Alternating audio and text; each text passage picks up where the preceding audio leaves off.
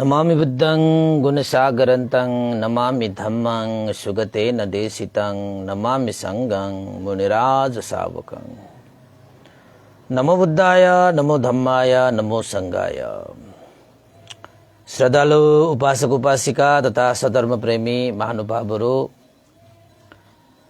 आज मिति 2079 साल भाद्र 21 गते मंगलबार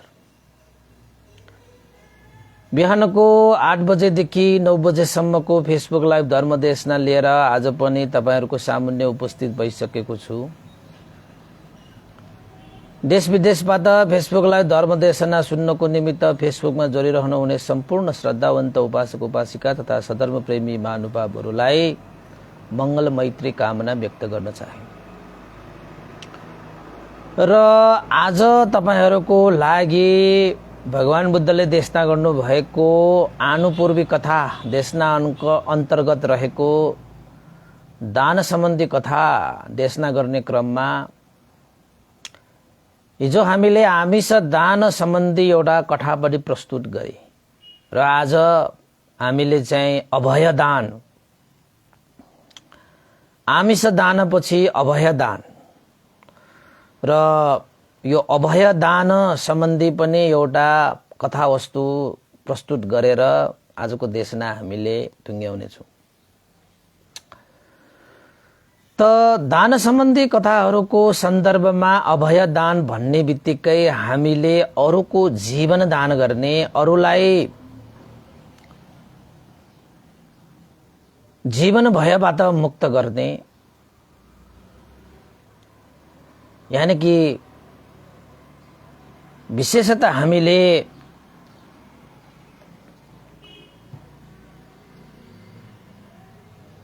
जीवनमा आइपर्ने समस्या, भय, अन्तर्य, विघ्न, बाधा आदि इत्यादिबाट मुक्त गरिदिने,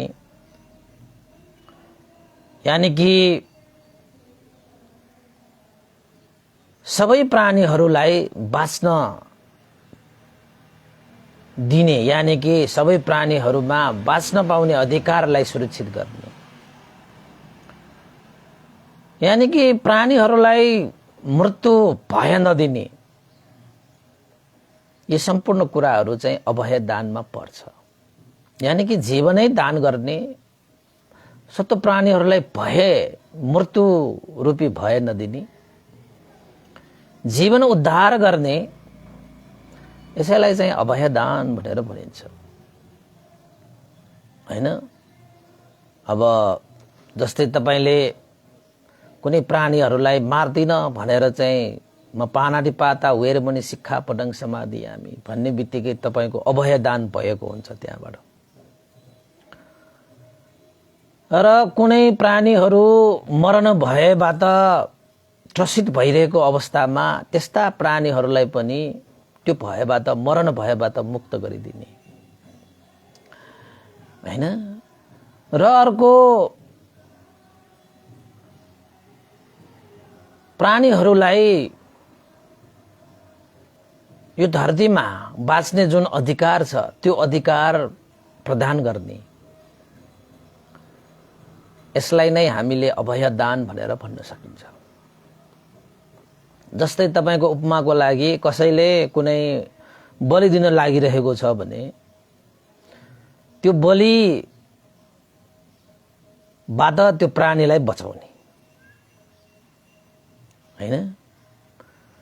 र कुनै प्राणीहरूलाई जीवन मरणको भय आइरहेको छ भने त्यो जीवन मरणको भयबाट मुक्त गरिदिने। र अहिले नै जीवन मरणको भय नआए पनि पछि जीवन मरणको भय आउने जानेर त्यस्ता प्राणीहरूलाई जीवन मरणको आउन सक्ने त्यस्ता भयबाट मुक्त गरिदिने। जस्तै हाम्रो नेपालमा विभिन्न यो धर्म संस्कृतिको नाममा बलिहरू दिने प्रचलन छ हैन। यो एउटा मिथ्या दृष्टिको एउटा पराकाष्ठ हो। कसैलाई मारेर धर्म भइन्छ र भने हैन। त दशैं आउँछ, यो आउँछ, त्यो आउँछ, कति प्राणीहरूको ज्यान जान्छ हैन। त्यस्तो अवस्थामा हामीले ज्ञान दिएर हुन्छ कि उनीहरूलाई त्यो भयबाट मुक्त गरेर हुन्छ। कतिले चाहिँ तपाईको प्राणीहरू किनेरै तपाईको उनीहरूलाई स्वतन्त्र छोडिदिने हैन, कतिले बलि दिइरहेको स्थानमै गएर बलि रोक्नु पर्छ भनेर ज्ञान बुद्धि दिएर बलि जस्तो चाहिँ जघन्य हैन त्यो हरकतलाई चाहिँ मुक्त गरिदिने आदि इत्यादि। जे होस् तपाईको सत्व प्राणीहरूको जिउने अधिकारलाई सुरक्षित गर्ने, जीवन मरणको भय अन्तरायबाट मुक्त गरिदिने र आफ्नोबाट कसैलाई पनि जीवन मरणको भय नदिने, यो सबै चीजहरू चाहिँ अभय दानमा पर्दछ, यानी कि जीवन दान हैन। त आज उपासक उपासिकाहरू भगवान बुद्धले यो अभय दानलाई पनि आफ्नो जीवनमा पारमिता गुण धर्मको रूपमा सम्पादन गर्नुभएको थियो। हामीले पनि एउटा कुरा याद गर्नुस्, तपाईले आफूबाट अरूलाई मरण जीवन मरणको भय कहिले पनि नदिनुस्। आफूबाट जीवन मरणको भय अरूलाई कहिले पनि नआओस्, यस्तो कामना तपाईले गर्नुपर्छ, यस्तो कार्य तपाईले गर्नुपर्छ। मेरो शरीरबाट होस्, मेरो वचनबाट होस्, मेरो मनबाट होस्, कसैलाई भय उत्पन्न नहोस्। जीवन र मरणको भय मेरो शरीर वचन मनबाट कसैलाई नहोस्। तपाईको बोली वचन मनबाट कसैलाई डर त्रास भय सृजना नहोस्। त्यो कुरालाई मनन गरेर तपाईले आफ्नो जीवन यापन गरिरहनु भएको छ भने त्यो पनि एक किसिमको अभय दानमै पर्छ। यो भयो हैन। अब तपाईले चाहिँ तपाईको शरीर वचन मनबाट अरूको लागि भय अन्तराय विघ्न बाधाहरू तपाईले दिनु भएन, त्यो पनि एक किसिमको अभय दान हैन। तपाईले नगरे पनि कसैले कुनै यो प्राणीहरूको लागि त्यो भय दिइरहेको छ, जीवन मरणको भय दिइरहेको छ भने अरूले दिइरहेको त्यो जीवन मरणको भयबाट पनि त्यो प्राणीहरूलाई मुक्त गरिदिने।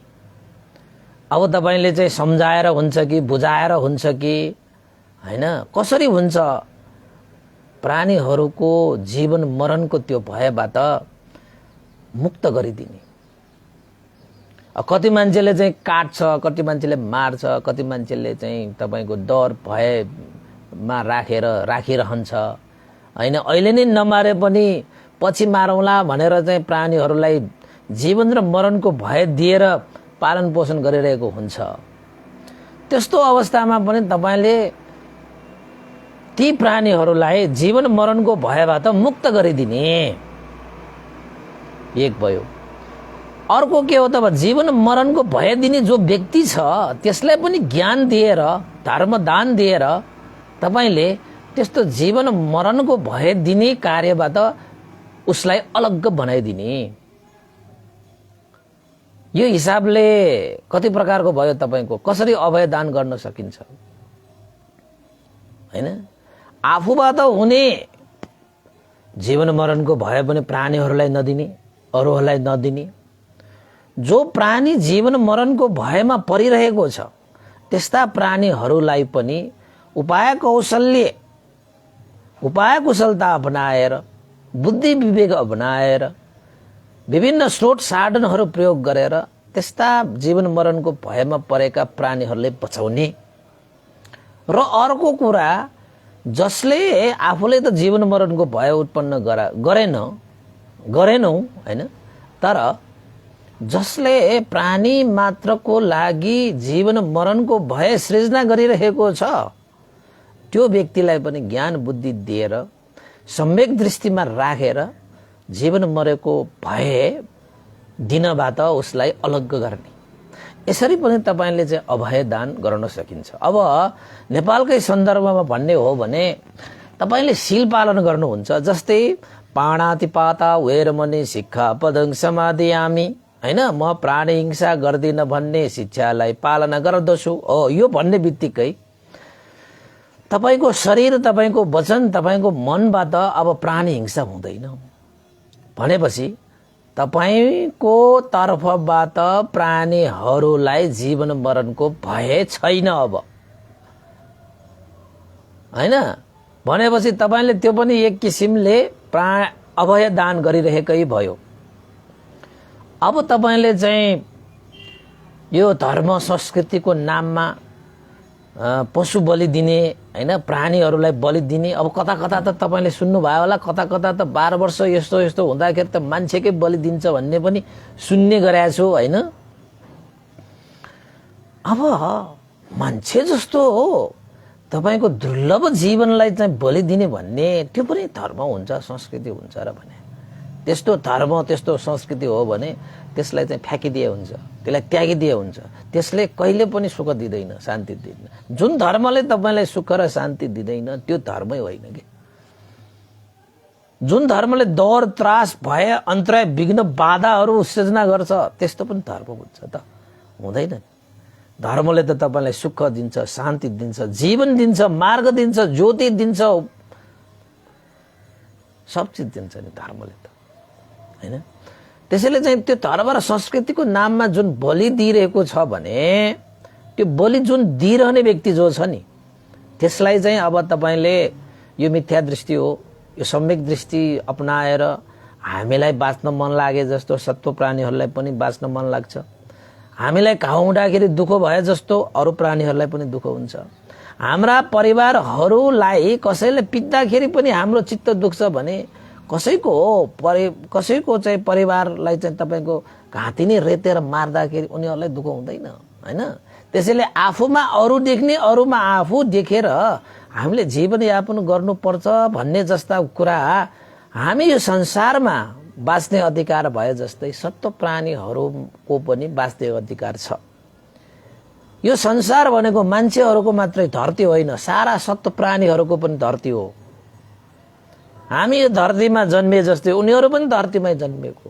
तपाई मनुष्य भएर जन्मे होला, अरू प्राणी भएर जन्मे होला। तपाईको जति अधिकार छ यो धरतीमा सबै प्राणीहरूको पनि त्यतिकै अधिकार छ।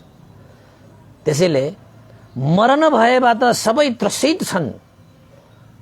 त्यसैले आफू पनि मरण भएबाट त्रसित भए जस्तो अरू प्राणीहरू पनि त्यसरी त्रसित हुन्छ भन्ने जानेर अरूलाई भय नदिनु, अरूलाई त्रास नदिनु, अरूलाई हत्या हिंसा नगर्नु भन्ने जस्ता कुराहरूलाई चाहिँ ज्ञान बुद्धि दिएर जसले कुनै प्राणीहरूको ज्यान लिन लागिरहेको छ त्यस्तालाई यस्तो ज्ञान दिएर त्यो कार्यबाट उसलाई अलग्ग गरिदिनु भयो भने पनि तपाईले अभयदान कसैले दिइरहनु भएको भयो। अब मर्न लागिरहेको जुन चाहिँ अब मर्नलाई ठिक्क पारिरहेको तपाईको चाहिँ अब प्राणीहरू हुन्छन् नि उनीहरूलाई चाहिँ तपाईले किन्ने हैन, उनीहरूलाई किनेर हुन्छ कि उनीहरूलाई छुटकारा दिएर हुन्छ कि त्यो चाहिँ मार्ने कार्यहरूबाट उसलाई जे हो स्वतन्त्रता दिइदिने। कति मान्छेहरूले त यो दशैं यो कुनै कुनै पर्वहरूमा कति पशुपन्छीहरू चाहिँ आफूले पैसा तिरेर मूल्य तिरेर किनेर ती पशुपन्छीहरूलाई स्वतन्त्र छोडिदिन्छन् नि। जस्तै तपाईले चाहिँ सेतो त्यो पडेवा र हातमा राखेर पिंजरामा बन्द गरिरहेको उनीहरूको जीवन मरणको भय लिएर उनीहरूले जीवनयापन गरिरहेको ती परेवाहरूले हामीले त्यो किनेर मूल्य तिरेर त्यो पिंजराबाट छुटकारा दिएर उसलाई स्वतन्त्र आकाशमा उडाइदियो भने त्यो के दान भयो? त्यो अभय दान भयो त्यो। त्यसरी चाहिँ विभिन्न किसिमले चाहिँ हामीले जीवनमा अभय दान पनि गर्नुपर्छ हैन, त्याग गर्नुपर्छ। कसैको लागि चाहिँ तपाईले के सक्छ हैन त्यो चिज त्याग गरेर जीवन दान दिने, कसैको लागि जीवन दान दिने, जीवन मरणको भयबाट मुक्त गरिदिने, उसको जिउने अधिकारलाई स्वतन्त्रता दिने, उसको जिउने अधिकारलाई चाहिँ सुरक्षित पार्ने तपाईले गर्नु भएको छ। अब हामी त त्यो अभय दानलाई अलिकति नबुझ्दाखेरि तपाईको चाहिँ लामखुट्टेले आउँदाखेरि पनि टोकिदिने मारिदिने हैन, जुम्रा आए पनि मारिदिने यस्ता यस्ता कार्यहरू हामीबाट अनजान रूपमा कतिपल्ट भइरहेको हुन्छ। अब भएको चिजहरू भयो छोड्नुस्, अब चाहिँ जान्नु भयो नि, अब चाहिँ बुझ्नु भयो नि, अब त कमसे कम तपाईले त्यो त्यस्तो कार्यहरू गर्नु भएन। जानिसकेपछि बुझिसकेपछि हैन। किन त भन्दाखेरि ज्ञानले हामीलाई ज्योति दिन्छ। ज्योति भइसकेपछि नै हाम्रो यो आँखाको काम लाग्छ, ज्योति नै भएन भने आँखाको पनि काम लाग्दैन। त्यसैले चाहिँ ज्ञान भनेको ज्योति हो हैन। यस्ता यस्ता कुराहरूलाई बुझेर हामीले पनि बोधीचर्या गर्न सक्यौं भने आफ्नो पनि उपकार हुन्छ। हेर्नुहोस् है, पर उपकार पनि हुन्छ। र हाम्रो मनुष्य जीवन भनेको आफ्नो लागि मात्रै जिउनको लागि होइन, पर हित उपकारको लागि पनि हो। आफ्नै लागि मात्र जिउने भने त यो पशुपन्छी चराचुरुङ्गी हैन, यिनीहरूले पनि आफ्नो आफ्नो लागि त जिरहेको हुन्छ नि त। हामी पनि आफ्नै लागि मात्र जिउने हो भने यो चराचुरुङ्गी जीवजन्तुहरू जस्तो त भइदियो हामी पनि, होइन र? के फरक भयो र? के पनि फरक हुँदैन। खालि त्यो रूपमा मात्रै फरक भयो, व्यवहारमा त त्यही हो नि। मुख्य कुरा त व्यवहार हो, रूपको त के छ र कुरा, होइन? त यस्तै सन्दर्भमा भगवान बुद्धले पनि दानको सन्दर्भमा अभय दान पनि दिनुहुन्छ भगवान बुद्धले। र यसै सन्दर्भमा एउटा जातक कथा छ, महाकपि जातक कथा देशना छ। कपि भनेको चाहिँ तपाईको बाँदर हो कि, कपि भनेको बाँदर। महाकपि भन्ने जातकहरू 3 वटा जति होला, नाम एउटै भए पनि जातकहरू छुट्टा छुट्टै छ, होइन? तपाईले महाकपि जातक सुन्नुभयो होला। एउटा चाहिँ त्यो बाँदर भएर भगवान बुद्ध जन्मिनु भएको छ, होइन? त त्यति बेला एउटा मान्छेलाई जंगलमा त्यो बाटोमा खसेको होइन मान्छेलाई चाहिँ बचाउनु भएको एउटा कथा पनि छ, महाकपि जातक, होइन? अर्को एउटा जातक के छ त भन्दाखेरि आफ्ना ज्ञाति बन्धुहरूको लागि महाकपि यानी कि महाकपि बाँदरले आफ्नो ज्ञाति बन्धुहरूको लागि आफ्नो ज्यानै थापेर उपकार गर्नुभएको एउटा जातक छ। त्यही जातकलाई आज तपाईहरुको सामुन्ने म प्रस्तुत गर्न लागेको छु। ध्यान दिएर सुन्नु होला। त यो जातक चाहिँ भगवान बुद्धले जेतवन बिहारमा बस्नु भएको बेलामा यो जातक देशना सुनाउनु भएको थियो। परापूर्व कालमा वाराणसीमा ब्रह्मदत्त राजाले राज्य गरिरहेको समय थियो। त्यति बेला बोधिसत्व हैन कपि यानी कि बाँदरको रूपमा जन्म लिनु भएको थियो। त भगवान बुद्धहरु जुनसुकै प्राणी भएर जन्म लिँदाखेरि पनि कृष्ण बुद्धि बलधारी हैन एक किसिमले चाहिँ पराक्रमी हैन हुन्छन् के बोधिसत्वहरु जुनसुकै प्राणीहरु भएर जन्मे तापनि। अब यतापट्टि चाहिँ बाँदर भएर जन्मनु भएको थियो। 500 जना हात्तीहरुको बल भएको अब त्यसो उल्लेख भएको छ हैन। 80,000 बाँदरहरुको नाइके यानी कि राजा बाँदरहरुको राजा भएर जन्मेको भन्नु पर्छ। त बाँदरहरुको नाइके भएर जन्मिदाखेरि हिमालय प्रदेशमा एउटा गंगा नदीको एउटा किनारामा एकदमै विशाल मिष्ठान्न एउटा चाहिँ आँपको बोट थियो। यति छाङ्गिएको थियो कि त्यो रुख यति छाङ्गिएको थियो कि ओहो हैन यसमा यति फलहरु फल्थ्यो कि ओहो यति फलहरु फल्थ्यो कि त्यो फल्ने आँप यति मिठो थियो कि यति मिठो थियो कि त्यसको भनि साध्य थिएन कि। यस्ता यस्ता वृक्षहरु चाहिँ हामीले देख्न पाइदैन जस्तो लाग्छ के यो कथा अनुसार चाहिँ। अब यहाँ भनिएको अनुसार त तपाईको 80,000 बाँदरहरु नै बस्न सक्ने बस्न मिल्ने त्यो त्यो त्यो वृक्ष भनेपछि कस्तो होला ल भन्नुस् त हैन। कथा अनुसार त्यस्तै छ। त बोधिसत्व बाँदरको रूपमा जन्मिँदाखेरि पनि बुद्धिमान बलधारी भएको हुनाले सोच्नुहुन्थ्यो त्यो आँपको वृक्षको आधी भाग जमिनमा आधी भाग त्यो गंगा नदीमा। त त बोधिसत्वले के विचार गर्थ्यो त भन्दाखेरि यो आँपको बोटमा फल्ने जुन आँप छ साह्रै मिष्ठान्न छ, बाँदरहरूको लागि त प्रिय थियो त्यो आँप। त्यसैले चाहिँ बोधिसत्वले आँपको त्यो समयमा त्यो रुखमा आएर आँपहरू खाने गर्थ्यो कि एकदम मिष्ठान्न आँपहरू खाने गर्थ्यो। आदि भाव गङ्गाको त्यो नदीमा पर्ने भएकोले बोधिसत्वले विचार गरेको थियो यो आँप गङ्गाको नदीमा पर्ने यो रुखको आदि भागका ती बोट त्यो फुलहरू फुलेकाहरू हो। यदि पछि फल बन्यो भने खस्यो भने यो खोलाले बगाएर कतै अरूले प्राप्त गरेर बाँदरको यो जमातलाई चाहिँ भय अन्तराय आउन सक्छ भनेर सजग सतर्क भएर फुलहरू हैन फुल्दाखेरि नै बोधिसत्वले ती फुलहरूलाई झार्थ्यो कि। अनि जुन जमिनतिरको त्यो वृक्षको भाग छ त्यसमा मात्रै आँपहरू फलाउने मार फलाएर अनि 80,000 त्यो आँप 80,000 ती बाँदरहरूले त्यो आँप सेवन गरेर जीविका यापन गरेको हैन। तर घटना के घट्यो त भन्दाखेरि यताउता भएर एउटा आँप चाहिँ त्यो खोलामा अन्ततः खस्यो। अन्ततः आँप खस्यो। त्यो आँप चाहिँ खोलाले त्यो गङ्गा नदीले बगाएर चाहिँ वाराणसीमा राजाले एकपल्ट खोलामा नुहाई धुवाई गरिरहेको बेलामा माथि केही माझीहरूले जालहरू थापेर राखेको बसेको रहेछ। त्यो आँप खसेको आँप चाहिँ खोलाले बगाएर आखिरमा त्यो माझीहरूले थापिएको जालमा त्यो आँप परेछ।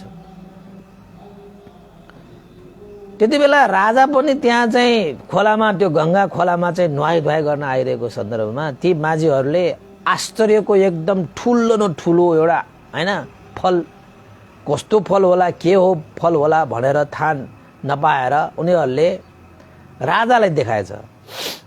त राजालाई देखाइसकेपछि राजाले पनि यसो हेरे यस्तो आँप त कहिले देखेको यस्तो फल त कहिले देखेको छैन, यो के हो कसो हो राजालाई पनि थाहा भएन। त्यसपछि राजाले सोधे के तिमीहरूले जालमा थापेर लियो यो आँप के तिमीलाई थाहा छैन यो त्यो फल के हो भने तिमीलाई थाहा छैन भने सोद्धाखेरि खोइ महाराज हामी पनि आश्चर्यचकित भएर तपाईलाई यो चढाउन ल्याएको हो, यो कस्तो फल हो हामीलाई पनि थाहा छैन, वनचरहरूलाई पक्कै थाहा हुनु पर्छ। जंगलमा बस्ने जंगलमा बास गर्ने जंगलमा चारिका गर्ने वनचरहरूलाई थाहा हुन्छ महाराज भन्ने बित्तिकै वनचरहरूलाई बोलाइयो। वनचरहरूलाई बोलाइसकेपछि वनचरहरूले महाराज यो त आँप हो, यो फल आँप हो। राजा अचम्मित भएर सोधे यत्रो ठुलो पनि आँप होला र? महाराज हिमालय प्रदेशमा हैन हिमालय भागमा यसको बोट छ, यो त्यतै फल्ने यो आँप हो, धेरै मिष्ठान्न हुन्छ यो फल महाराज भनेर भन्ने बित्तिकै राजालाई त हो र यस्तो फल त हाम्रो राज्यमा कहिले पाएको छैन, आश्चर्य छ अद्भुत छ, त्यसो भए खाएर पो हेर्ने हो कि के हो भनेर राजाले विचार गरे। अन्ततः राजाले सबभन्दा पहिला त्यो आँप भनाउँदो त्यो फललाई चाहिँ काटेर पहिला वनचरहरूलाई खुवाएर हेरे, के पनि भएन, उनीहरूले मिष्ठान्नपूर्वक स्वाद लिएर खाए। त राजाले पनि खाए। त राजाले त्यो आँप खाइसकेपछि त्यो आँपको रस शरीरभरि फैलियो, यति मिठो थियो त्यो आँप। त्यो आँपको रसले राजाको शरीर नै तरङ्गित भयो। राजा त्यो रसमा चाहिँ आसक्तै भयो भन्नु पर्यो। अब राजाले एकैछिनमा आदेश दिए, हे वनचरहरू अबदेखि म यस्तै आँप यस्तै फल सेवन गर्छु, ल मलाई यो आँपको बोट कहाँ छ त्यहाँ मलाई लैजाऊ, तिमीहरूलाई म इनाम दिउँला भनेर चाहिँ राजाले घोषणा गरे। ती वनचरहरूले पनि जत्तोसुकै दुःख कष्ट गरेर भए पनि अब राजाको इनाम प्राप्त गर्नको निमित्त उनीहरूले राजालाई त्यो हिमालय प्रदेशमा हैन जहाँ आँपको बोट छ त्यहाँ चाहिँ लगे। त लगिसकेपछि साँच्चै हो रहेछ त बाबा, आँपमा त तपाईको आधी भाग त्यो गंगा खोलामा, आधी भाग जमिनमा परिरहेको छ। जमिनमा परिरहेको सारा त्यो भागहरुमा आँपै आँप, त्यो लतरम्म फलिरहेका आँपहरु देखेपछि त राजाको त्यो शरीरमा जुन त्यो आँपको रस फैलिएको थियो हैन, त्यो तरंगहरु उत्पन्न भएर आहा, यस्तो फल अन्त कतै पनि पाइदैन, यस्तो फल अब म खान्छु, म सेवन गर्छु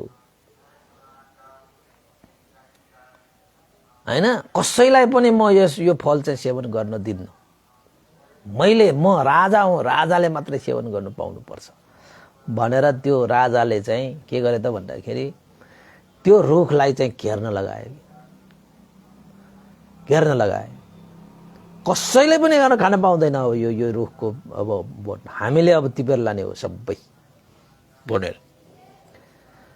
त सेनाहरु त्यहाँ राखेर रातिको समय भइसक्यो। त सबै रातिको समयमा तपाईको ती सेनाहरु पनि निदाएछ। राजा पनि एकछिन चाहिँ अब भोलि बिहान भयो गई सारा यो आँपहरु चाहिँ के गर्नु पर्छ, टिप्नु पर्छ, सारा आँपहरु टिपेर लाने हो भनेर निदाएको थियो। रातिको समयमा सबै निदाएको बेलामा तपाईको चाहिँ महाकपि, बोधिसत्व महाकपि बाँदर नाइके हैन, उसले सारा 80,000 तपाईको बाँदरहरु लिएर अब त्यो बोधको त्यो वृक्षको चाहिँ आँप खानको निमित्त आएछ। आएर उनीहरु चाहिँ सबै निदाइरहेको बेलामा आएको रुख माथि चढेछ। विशाल रुख थियो त्यो, एकदमै विशाल रुख थियो। अनि त्यसमा त चाहिँ बाँदरहरु त एउटा हाँगाबाट त्यो अर्को हाँगामा उफ्रेर, अर्को हाँगाबाट अर्को हाँगामा उफ्रेर मिष्ठान्न त्यो आँपहरु त कप्पा कप खाइरहेको। निदाइरहेका राजा र सेनाहरुले अत्तो पत्तो न पाएन। खाइरहेको सन्दर्भमा धेरै खाइरहेको, भोलि बिहानको समय भयो, राजाले यसो आँखा खोल्यो त उसलाई त अब तपाईको चाहिँ त्यही आँपको रसले मात्रै शरीरभरि तरंगित भएको त्यो राजाले त बिहान उठ्ने बित्तिकै आँपको बोट हेर्न थाले। उज्यालो त भयो, यसो हेर त सारा सैनिकहरु त सुतिरहेको रहेछ। अनि यसो त्यो बोटमा हेर्छ त बाँदरहरु एउटा हाँगाबाट अर्को हाँगामा, एउटा हाँगाबाट अर्को हाँगामा ओहो उफ्रेर चाहिँ खाइरहेको थियो। बाबा, राजालाई त रिस उठेछ। राजालाई त अब के गर्ने, यस्ता बाँदरहरुलाई चाहिँ अब ठिक पार्नु पर्यो। म राजाले सेवन गर्छु भनिएको यी आँपहरु त हेर ती बाँदरहरुले त नोक्सान गरेर खाइरहेको। यी बाँदरहरुलाई चाहिँ अब सजाय दिनुपर्छ, यिनीहरुको अपराधलाई यिनीहरुको दण्ड दिनुपर्छ भनेर सारा सेनाहरुलाई भने, ए सेनाहरु उठ, चारैतिर यो सेना यो रुखमा चाहिँ घेरा लगाऊ, चारैतिर आगो बाल। जति पनि यो रुखमा चढेर चाहिँ मैले सेवन गर्छु भनेर आशा लिइसकेको यो आँपहरुको सारा नोक्सान गर्ने हैन, यी बाँदरहरुलाई चाहिँ अब दण्डित गर्नुपर्छ हैन। ल धनुषधारीहरु सबै धनुष बाण तयार गरेर बस भनेर चारैतिरबाट तपाईको जमिनमा परेका भागहरुमा सारा चीजहरुमा चाहिँ धनुषधारीहरुले चाहिँ के गरे, तपाईको धनुष बाण राखेर अब त्यो रुखबाट झर्ने जति पनि बाँदरहरु छन् सबलाई मार्ने भनेर धनुष बाण तयार गरेर बसे। लो अब त फसाद पर्यो। बाँदरहरुले माथि तपाईको रुखमा चढेर आँप त खाए, अब कसरी झर्ने, यतापट्टि झरौं गंगा नदी छ, त्यो नदी त तर्न सकिने अवस्था पनि भएन। यता जमिनमा चाहिँ टेकौं, धनुषधारीहरुले धनुष बाण तेर्साएर बसिरहेको छ। जो बाँदरहरु त्यहाँबाट झर्छ उनीहरुलाई एक एकलाई मार्छु भनेर चाहिँ धनुषधारीहरु तयार भएर बसेको छ। राजाको पनि त्यही आज्ञा छ। फेरि अब के गर्ने, अब रुखैमा बसिरहनु पनि भएन, ज्यान त जोगाउनु पर्यो। सारा बाँदरहरु चाहिँ भयभीत भए, ज्यान जाने खतरा भएर चाहिँ उनीहरु त्रसित भए। अब के गरौं कसो गरौं, के गरौं कसो गरौं। त्यसपछि सारा बाँदरहरू गएर चाहिँ बोधिसत्वलाई भन्न गएछ, हे बोधिसत्व, हे कपिराज, हाम्रो ज्यान भएमा हाम्रो ज्यान अब मरण भएबाट त्रसित भइरहेको छ। यतापट्टि चाहिँ जाउँ गंगा नदी छ, यतापट्टि जाउँ धनुषधारीहरूले धनुषबाण तेर्स्याएर राखेको छ। अब त हामी मर्ने नै भयो। यत्रो सेनाहरू राजाले तयार पारेर जो यो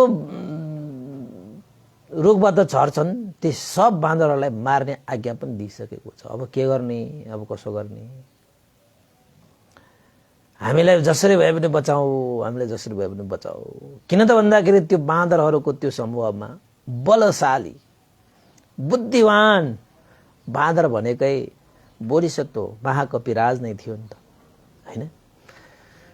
त्यसपछि बोधिसत्वले विचार गरे, ओहो मेरा आफन्तहरूलाई, हैन, मेरा प्रजाहरूलाई, हैन, आफू त अब त्यसको नाइके भयो, अब उनीहरूको राजा समान भइहाल्यो, हैन? ओहो भयायो, मेरो कर्तव्य सबै आफन्तहरूको जीवन मरणको भयबाट मुक्त गर्ने मेरो कर्तव्य धर्म हो। मैले आफ्नो बुद्धि, आफ्नो बुद्धि र बल लगाएर भए पनि मैले आफन्तहरूलाई बचाउनु पर्छ भनेर उनीहरूलाई चाहिँ सम्झाए। नडराउनु, नहरबराउनु, जीवनमा आपत आए विपद आए भनेर कहिले पनि हरबराउने होइन, हैन? कहिले पनि त्रसित भएर बस्ने होइन। त्यो त्रसित भयो, हडबडायो भने त आएको समस्याले हामीलाई डोब्बर हामीलाई दुःख दिन्छ, हामी कमजोर हुन्छ। त्यसैले धैर्य गर, हैन? धैर्य गर, त्रसित नहुनु, म कुनै उपाय लगाउँला। मेरो बुद्धि, मेरो बलले भ्याएसम्म म आफन्तहरूलाई अवश्य पनि बचाउँछु, चिन्ता नगर भनेर त्यो कपिराज बोधिसत्वले अब के विचार गरे त भन्दाखेरि, अब जमिनबाट उनीहरूलाई भगाएर लैजाउँ भने धेरै भन्दा धेरै परिवारहरूको हत्या हुने भयो। त्यहाँ राजाले त आज्ञा दिइसके, त्यहाँ सबैलाई चाहिँ जो त्यो रुखबाट झर्छ सब बाँदरलाई मार्नु भनेर धनुषबाण टर्साएर राखेको छ। अब सानोतिनो सेना पनि होइन। त्यसपछि कपिराज बोधिसत्वले तपाईको गंगामा पर्ने भागको हाँगामा बसेर त्यहाँबाट आफ्नो बलले भ्याएसम्म त्यहाँबाट उफ्रिएर गंगा पारीसम्म उफ्रिएर गयो। गंगा पारीसम्म उफ्रिएर गइसकेपछि उता पारीबाट एउटा ठुलो लहरा लिएर आएको, जस्तो अब तपाईको डोरी जस्तो हुन्छ नि त, त्यस्तो लहरा बोकेर एउटा लहरा चाहिँ त्यहाँ एउटा चाहिँ उता पारीपत्ती रुखमा बाँडेर एउटा रुख त्यो एउटा लहराको टुप्पो आफ्नो जिउमा बाँडेर त्यो पारीबाट फेरि जम्प गरेर, हैन, उफ्रेर आएर त्यही आँपको बोटमा जम्प गरेर आएको रहेछ। आउँदाखेरि के भयो त भन्दाखेरि अलिकति तपाईको जम्प गरेर आउँदाखेरि अलिकति त्यो लहरा नपुगेको रहेछ के। अनि नपुग्दाखेरि चाहिँ त्यो कपिराजले चाहिँ के गरेछ त भन्दाखेरि उसले आफ्नो हातले त्यो आँपको बोटको हाँगालाई च्याप्प समाएछ। त्यो हाँगाले च्याप्प समाउन नसकेको भए त अब तपाईको त्यो लहरा नपुगेको कारणले कपिराज पनि त्यो खोलामै पर्थ्यो होला, हैन? अब खोलामा परे पनि कपिराजले त आफ्नो पुरुषार्थ देखाइहाल्थ्यो होला। तर कपिराजको उद्देश्य के हो त भन्दाखेरि त्यो आँपको बोटमा जीवन मरणको भयबाट त्रसित भइरहेका आफ्ना आफन्तहरूलाई, हैन, अभय दान दिने लक्ष्य थियो। त्यसैले चाहिँ अर्को हातले चाहिँ तपाईको के समायो, त्यो आँपको बोटलाई समाएछ। अलिकति पुगेन लहरा, लहरा पुगेको भए त त्यो आँपको बोटमै बाँडेर त्यो लहराबाट जान सक्थ्यो। त्यसपछि बोधिसत्वले आँपको बोटलाई समाएर सारा आफन्तहरूलाई चाहिँ आँखाबाट इसारा दिएर आओ, तिमीहरू मलाई कुल्चेर भए पनि यो लहराको सहायताबाट गंगा पारी जाऊ र आफ्नो जीवनलाई सुरक्षित पार। 80,000 बाँदरलाई तपाईको तार्नु पर्ने, आफ्नो कम्मरमा बाँडेर तपाईको लहरा समाएर बस्नु सक्नु भनेको त धेरै ठुलो कुरा हो। त्यसमाथि पनि त्यत्रो 80,000 बाँदरहरूलाई चाहिँ तार्नु थियो।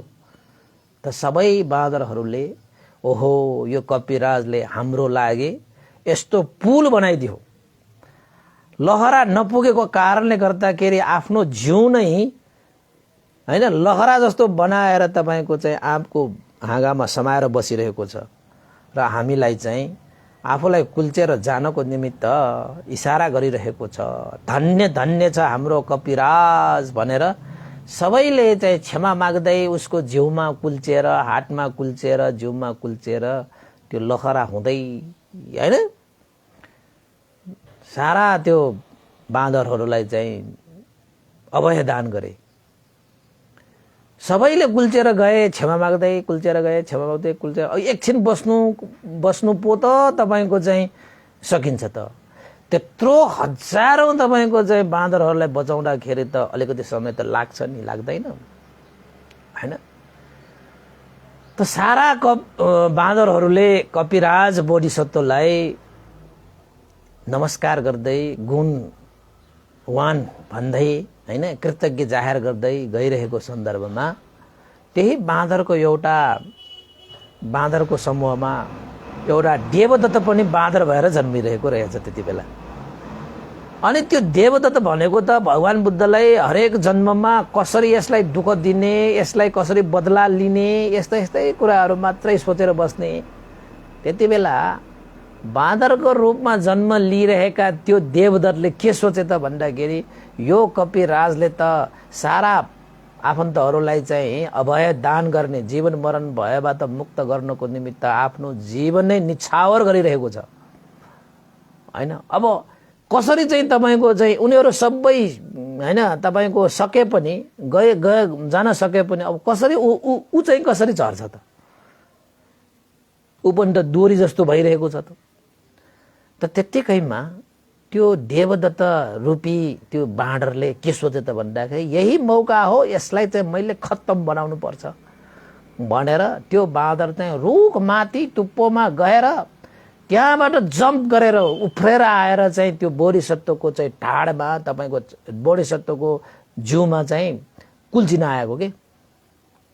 कुल्चिँदाखेरि बोधिसत्वको त्यत्रो दुःख कष्ट गरेर सारालाई बचाउँदाखेरि कति शक्तिहरू चाहिँ क्षय भइसकेको अवस्था भएको हुनाले त्यो बाँदरले त्यसरी चाहिँ प्रहार गरेको कारणले गर्दाखेरि बोधिसत्वको मुटु फुटेको रे, मुटु नै फुटेको रे तपाईको। तै पनि हैन त्यसरी चाहिँ आफूलाई मुटु नै चर्किने गरे त्यसरी वज्रपात गर्ने त्यो देवदत्त रूपी त्यो बाँदरलाई पनि आखिरमा उसले तारेर नै छोडे।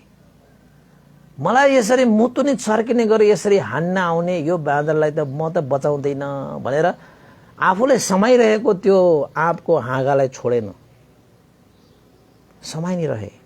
मैले यो समाइरहनु पर्छ भनेर हैन भनेको मतलब अन्तिम श्वाससम्म पनि आफूले समाएको त्यो हाँगालाई समाएको समय नै रह्यो। त्यो देवदत्त बोधिसत्वलाई त्यसरी प्रहार गरेर ऊ आफू भने त्यही लहराको सहायताबाट बाँच्न सफल पनि भए हैन।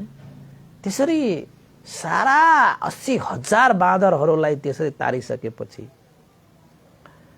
अन्तमा जस्तो सुकै कष्ट भए पनि कपिराजलाई आफ्नो ज्ञाति बन्धुहरूलाई हैन आफ्नो प्रजाहरूलाई बचाउनुमा नै उसलाई खुसी लागिरहेको थियो।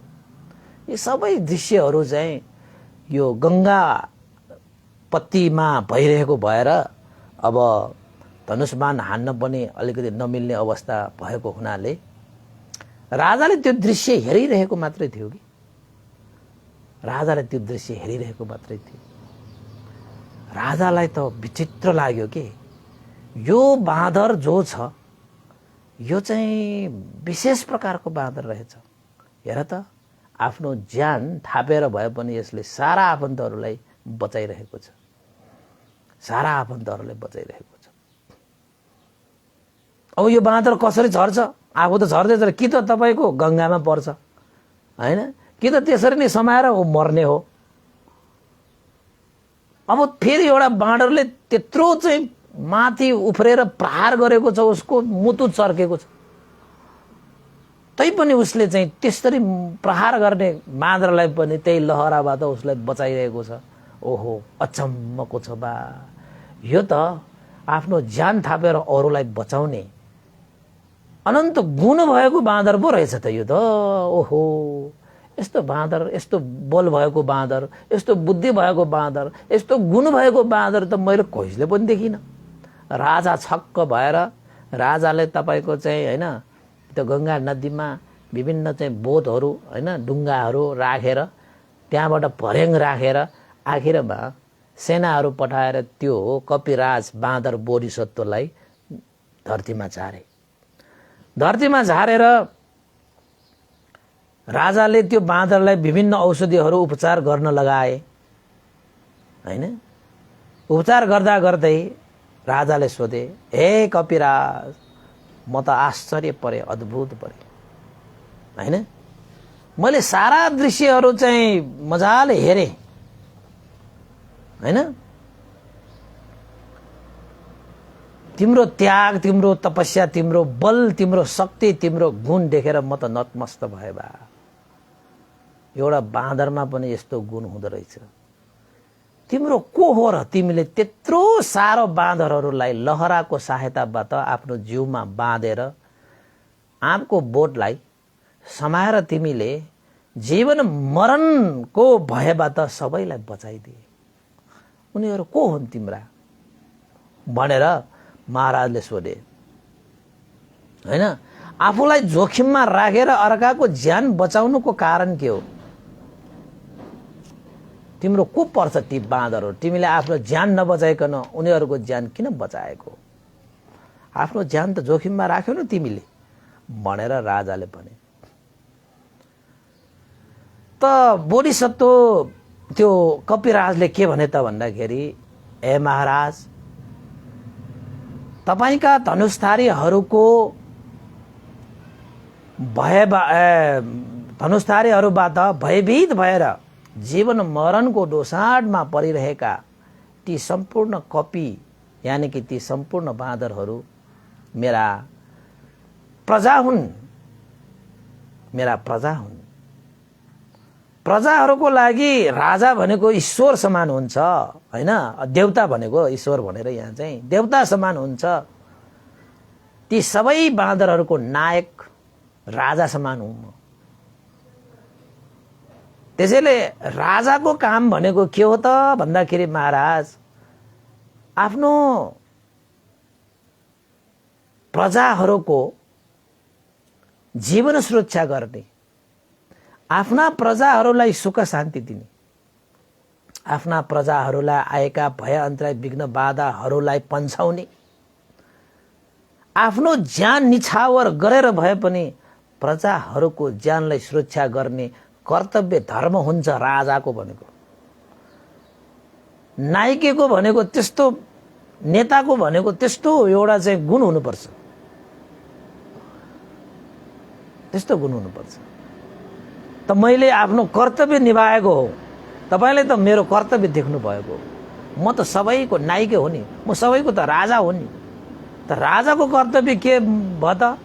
प्रजाहरूको सुख शान्तिमा साथ दिने, आफ्नै जीवन परित्याग गरेर भए पनि प्रजाहरूलाई जीवन दिनुपर्छ।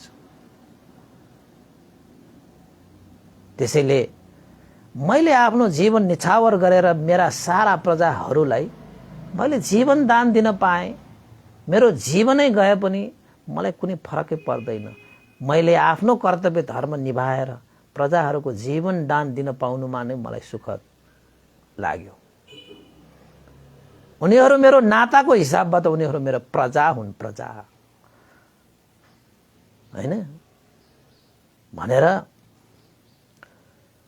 ती कपिराजले राजालाई उपदेश जस्तै दिए हैन। जो राजा हुन्छ यो देशमा, त्यसरी नै देशमा भएका राजाले पनि आफ्नो राष्ट्रको लागि, जनताको लागि, नगरको लागि, शहरको लागि सुख नै दिनुपर्छ। चाहे आफूले दुःख नै भोग्न किन नपरोस्, जनताको लागि राजाले सुख नै दिनुपर्छ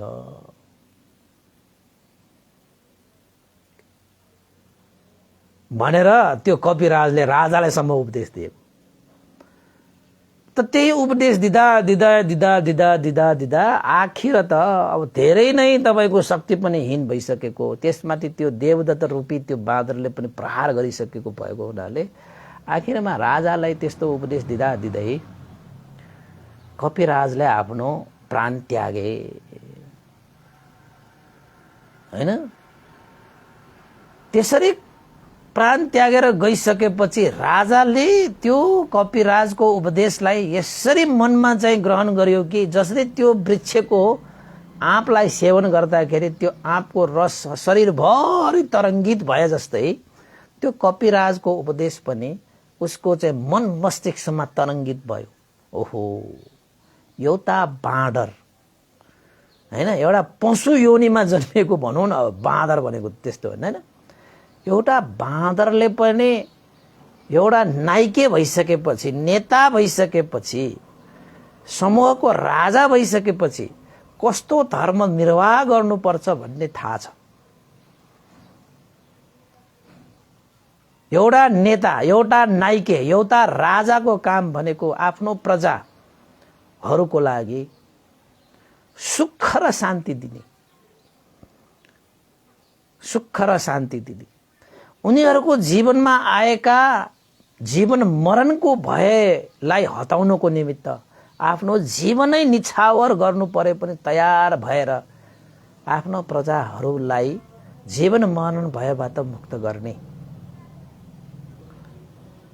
प्रजाहरूको सुखमा नै आफ्नो सुख ठान्ने, प्रजाहरूको दुःख नै आफ्नो दुःख ठान्ने गुण हुनु पर्दो रहेछ राजामा। ओहो, यो कपिराजले वास्तवमै गुणधर्म कर्तव्य धर्मलाई निभाएर गए। म त मान्छे हैन, एउटा बाँदरले यस्तो धर्म निभाएर जान्छ भने म जस्तो मान्छे, म जस्तो वाराणसीको ब्रह्मदत्त राजा भएर मैले यो धर्म ननिभाउनु हुन्छ होला त। साह्रै आदर्शका कुरा गरे यो बाँदरले। ओहो, यस्तो पो हुनुपर्छ राजा भनेको भनेर आखिरमा त्यो ब्रह्मदत्त राजाले त्यो कपिराज, त्यो बाँदरलाई जसरी राजाहरूलाई अन्त्येष्टि गरिन्छ, अन्तिम संस्कार गरिन्छ, दाह संस्कार गरिन्छ, त्यसरी नै त्यो ब्रह्मदत्त राजाले त्यो बाँदरको त्यो राजामा हुनुपर्ने जुन गुण छ त्यो पूर्ण रूपमा व्याप्त भएको हुनाले यो राजा हो, राजाहरूलाई सम्मानजनक चाहिँ अग्नि संस्कार हुनुपर्छ भनेर आखिरमा सारा सेनाहरूलाई बोलाएर त्यो बाँदरलाई चाहिँ राजालाई जस्तै सम्मान सत्कार आदर गौरव गरेर दाह संस्कार गरे। दाह संस्कार गरिसकेपछि त्यो जुन ठाउँमा त्यो कपिराजलाई दाह संस्कार गरिएको हो त्यहाँ चाहिँ चैत्य पनि बनाइदिए र किन चैत्य बनाइदिए त भन्दाखेरि यो कपिराजको चैत्य हो। यो कपिराज आफू राजा, आफू नेता, आफू चाहिँ नायक भएर आफ्नो प्रजाहरूको लागि आफ्नो ज्यानै निछावर गरेर प्रजाहरूलाई अभय दान गर्ने यस्ता महान कपिराज हो भनेर सबैले स्मरण गरेर आदर्श लिएर आफ्नो जीवनमा पनि त्यस्ता गुणहरूको विकास गर्न सकोस् भनेर चाहिँ चैत्य निर्माण गरेको रहेछ। कति बुद्धि विवेक भएको यो बाँदर, कति बलशाली भएको यो बाँदर, 80,000 बाँदरलाई चाहिँ आफूले बचाइदियो। तर आफ्नो ज्यानै हैन दिएर भए पनि सारालाई बचाइदिए नि त। त राजाले त्यो कपिराजको शिरको अस्थिलाई लिएर 7 दिनसम्म धुमधामले पूजा पनि गरे रे, सत्कार पनि गरे रे। उनको चाहिँ शरीर धातुलाई राखेर सारा प्रजाहरूले उसको गुण स्मरण गराएर पूजा सत्कार पनि गराएको थियो। र अन्ततः त्यो राजाले त्यही कपिराज बोधिसत्वको उपदेशलाई शिरोपर गरेर, राजा भनेको कस्तो हुनुपर्छ हैन? राजा भनेको त जनताहरूलाई सुख शान्ति दिने, जनताहरूको दुःखलाई आफ्नो दुःख ठान्ने, जनताहरूको सुखलाई आफ्नै सुख ठान्ने,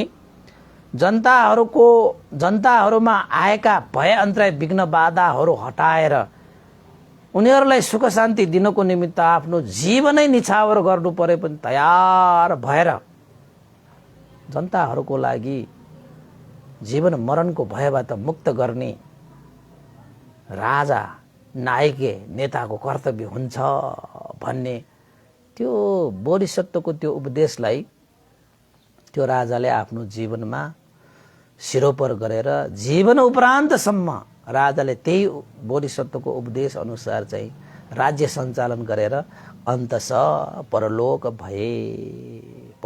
भए। यसरी चाहिँ यो कपिराज हैन, महाकपि, यो जातकमा यो कथा चाहिँ तपाईको अभय दान कथामा पनि समावेश गरिएको छ भने आफ्नो ज्यान निछावरै गरेको हुनाले, प्राण नै त्याग गरेको हुनाले चाहिँ परमत्त पारमिता गुणधर्ममा पनि यो कथालाई चाहिँ समावेश गरिएको छ।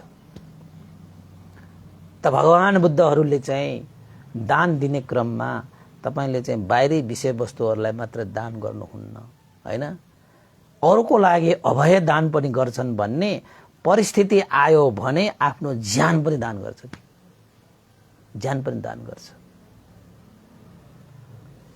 यसै सन्दर्भको यो कथा देशना मैले तपाईलाई प्रस्तुत गरेँ।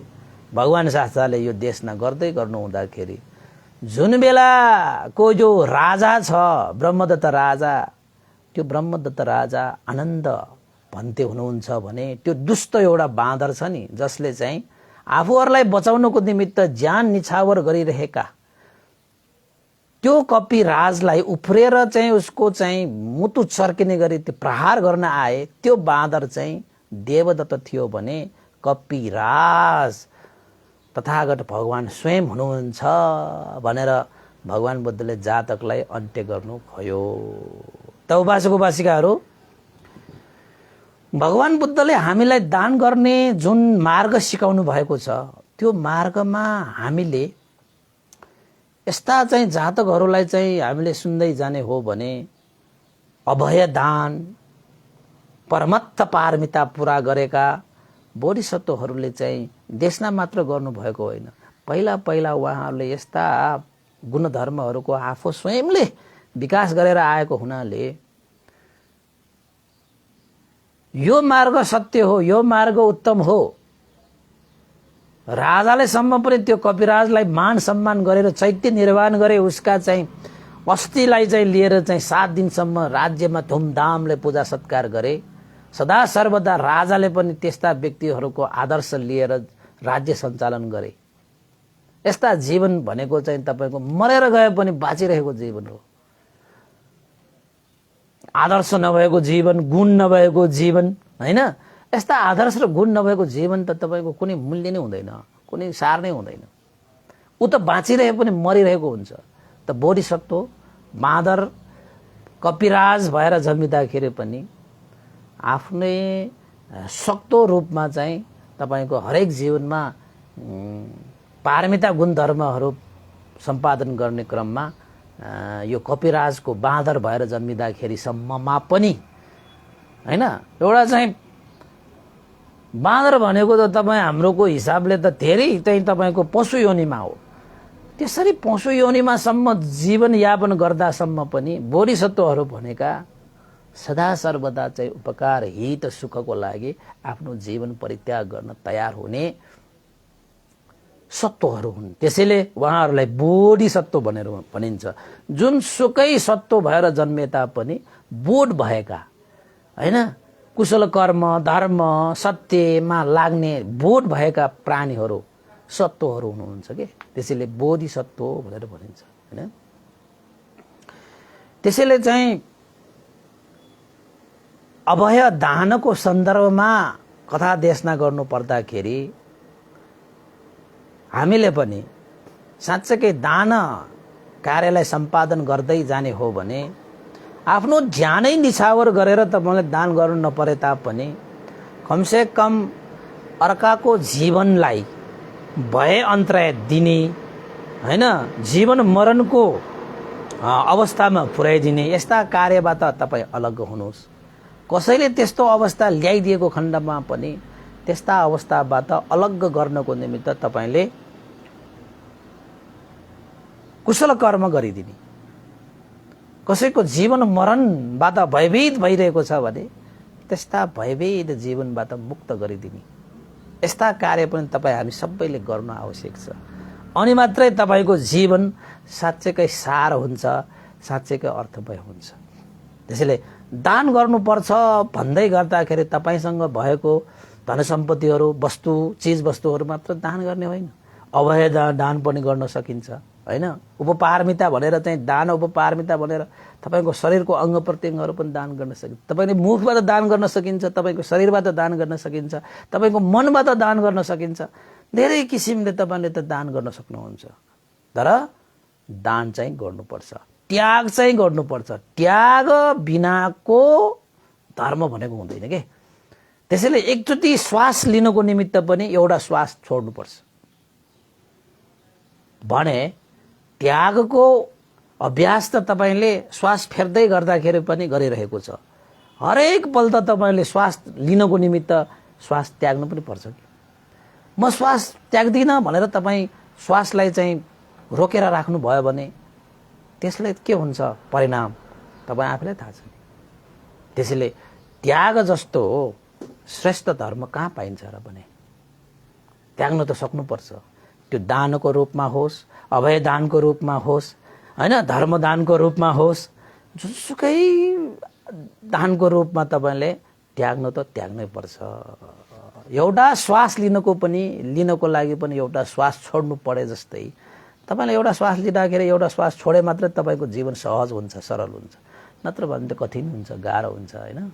त्यसैले हामीले पनि भगवान बुद्धले चाहिँ यो जुन आदर्शहरू हामीले दिएर जानु भएको छ, हाम्रो जीवनबाट कसैलाई भय हिंसा हत्या नहोस्।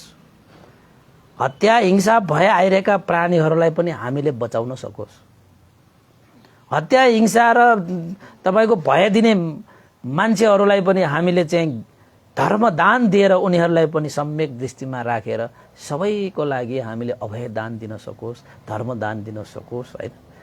जे छ त्यो चीज दान चाहिँ हामीले गर्नुपर्छ भन्ने सन्दर्भ सन्देश यो कथाले पनि दिएको छ हैन। आवश्यक परेको खण्डमा आफ्नो ज्यान पनि निछावर गरेर बोधिसत्वहरूले चाहिँ दानको हैन एकदम के भन्ने अब त्यसको आदर्शै प्रस्तुत गरेर गएछ भने हामीले त्यस्तो सम्मान गर्न नसके पनि सक्तो आफूले सक्ने क्षमताले भ्याउने चीज भए पनि हामीले केही हदसम्म गरेर हामीले आफ्नो जीवनलाई सुरक्षित बनाउन सकियो भने त्यो जीवनको मूल्य हुन्छ, त्यो जीवनको मान्यता हुन्छ।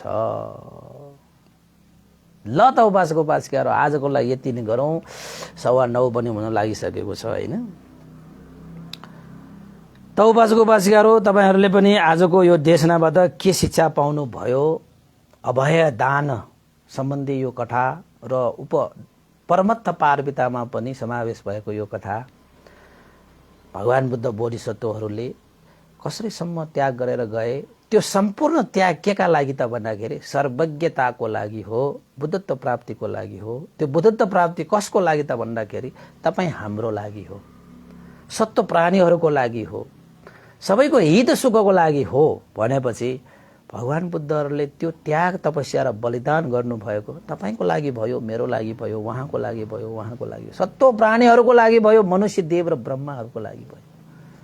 त्यसैले यस्ता त्याग तपस्या बलिदानलाई हामीले अनुमोदन गरेर हैन हामी पनि कृतज्ञ हुनुपर्छ। अनुमोदन तब हुन्छ जब ओस्पल भगवान बुद्धले गर्नुभएको त्याग तपस्याको बलले प्राप्त गर्नुभएको जुन ज्ञान वासपोल भगवान बुद्धले हामीलाई दिनुभयो, त्यो ज्ञानलाई हामीले जब जीवनमा धारण गर्छ, पालन गर्छ, तब तपाईँ सच्चा हैन कृतज्ञवान व्यक्ति हुनुहुनेछ। बोधिसत्वहरूको, बुद्धहरूको कृतज्ञवान तब मात्रै तपाईँ हुन सक्नुहुन्छ। नत्र भने त भन्ने कुरा न हो हैन। दौपासको सबैले चाहिँ यसरी ठुलो त्याग तपस्या बलिदान गरेर बोधिसत्वहरूले बुद्धत्व प्राप्त गरेर जुन ज्ञान हामीलाई दिनुभएको छ, यस्तो अमूल्य ज्ञानहरूलाई हामीले प्राप्त गरिरहेका छौँ। यसलाई हामीले चाहिँ श्रवण गर्न पाइरहेका छौँ। धारण किन नगर्ने, पालन किन नगर्ने? तपाईको जीवन फल्नेछ, तपाईको जीवन फुल्नेछ भन्दै आजको देशमा मैले यही टुङ्ग्याउन चाहे। भवतु सब मङ्गलङ। र अन्तमा अब पुण्यानुमन गरौँ है। ल हाम्रो चाहिँ यहाँ हिजो मैले यहाँ लेखेको थिएँ, कहाँ पर्यो एकैछिन। यसमा हो कि यसमा पनि होइन, एउटा सानो चिज थियो यहाँ। ल हिजो हाम्रो चाहिँ मन्जु साके पुल्चोक उपासिकाबाट एउटा चाहिँ नाम लेखाउनु भएको थियो। मैले यहाँ टिपेको पनि थिएँ, गर्न त गरेँ, उता पाठ गर्दाखेरि उता पर्यो कि क्या हो, यता ल्याउनु बिर्सियो जस्तो।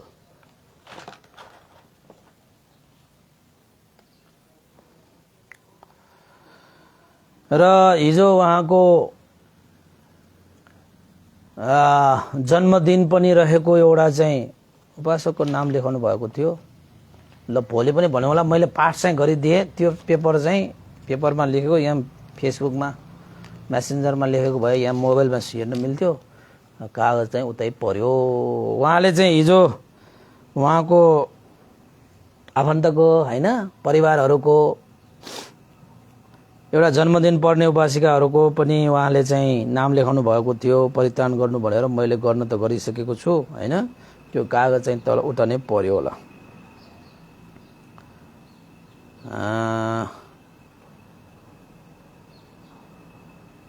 ल म भोलि पनि फेरि चाहिँ सम्झिदिउँला अनुमोदनको लागि, तर केही पनि छैन हैन।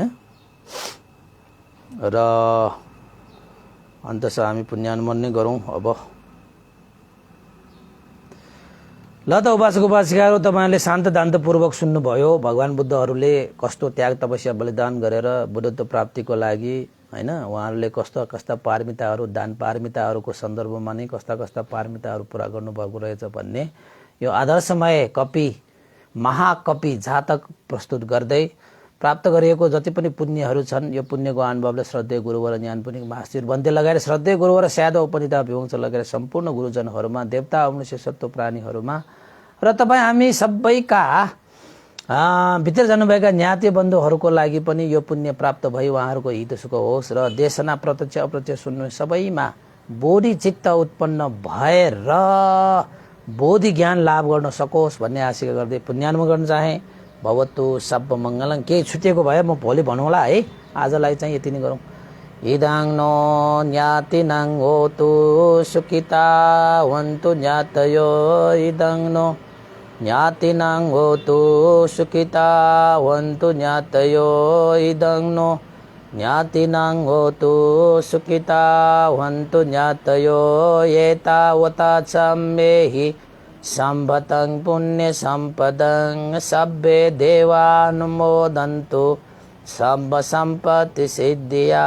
एतावता सम्मेहि सम्भतं पुण्य सम्पदं सब्बे सत्तानुमोदन्तु सब सम्पत्ति सिद्धिया।